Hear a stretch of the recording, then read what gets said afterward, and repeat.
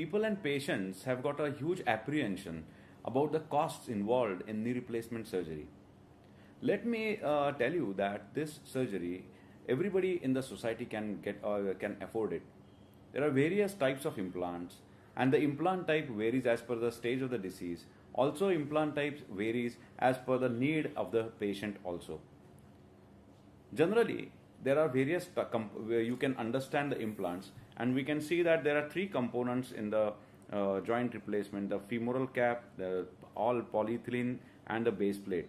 So we can use various materials in the joint, and that joints can come in cobalt chromium, then oxynium, etc. The joints can be fixed bearing, high flexion, or there can be a rotating platform types of joint also, and these all will ultimately decide the cost of the knee replacement surgery.